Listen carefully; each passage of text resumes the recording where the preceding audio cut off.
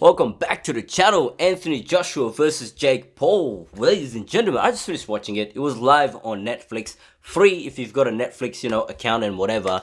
And I'll be honest with you guys, I thought the fight was going to be completely shit, but it turned out alright. Jake Paul obviously started off, circling around the sides, didn't really want to get into the middle of Anthony Joshua. And obviously, Anthony Joshua came into the fight wanting to knock Jake Paul out. And everyone, I'll be honest, including myself, wanted to see if Jake Paul, was going to stand in the way of Anthony Joshua's right hand. And he did for quite a few rounds. A lot of people were surprised. But one of the things that really stood out was his cardio.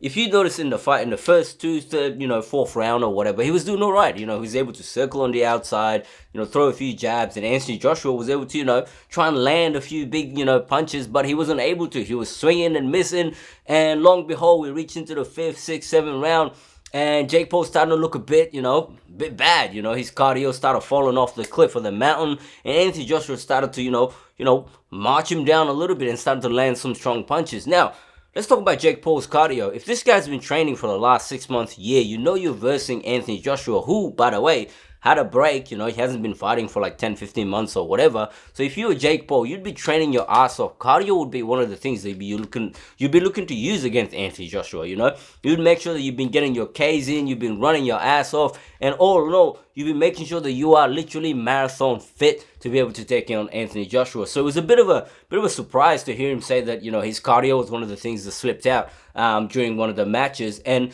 also that, he broke his jaw. So that punch that Anthony Joshua landed, that really, shook Jake Paul, was a heavy one, and you can see his reaction on his face. He was like, whoa, I've never been hit this hard before. And so his cardio was really the thing that Jake Paul, I think, could have worked on a lot better. And if he was, as dedicated he was to his training, he would have had a lot of better cardio, and he would have done a lot better, I think. He landed some okay punches, some few overhand rights, but his strategy was pretty much to dive in, throw a big haymaker, step back on the outside so he doesn't get clocked. And that worked for the most part. But as soon as he started getting tired, Anthony Joshua started to put his weight on him, and that all started to just make him a bit tired, and he wasn't able to stay on the outside as much as he was doing it in the first, second, third, and fourth round. So all in all, I thought the fight was okay. We all know that, Jake Paul is not really a boxer, but to be able to step in the ring, you've got to give him that respect. Anthony Joshua, scary guy.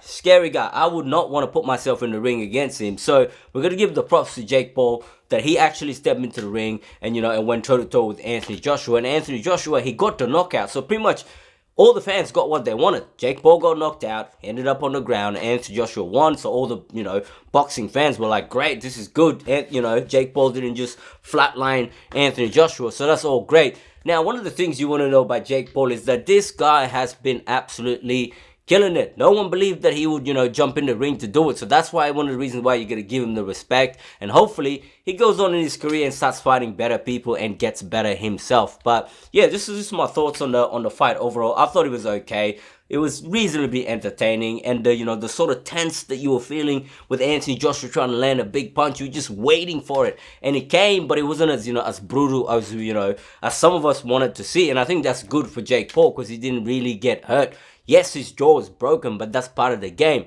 All in all, okay fight. Jake Paul, what the hell happened to your cardio? And if you watched the fight, let me know your thoughts in the comment section. If you enjoyed it, that's cool. If you didn't, let me know in the comment section. But big respect to Jake Paul. Big respect to Anthony Joshua. And yeah, there you go. Awesome fight.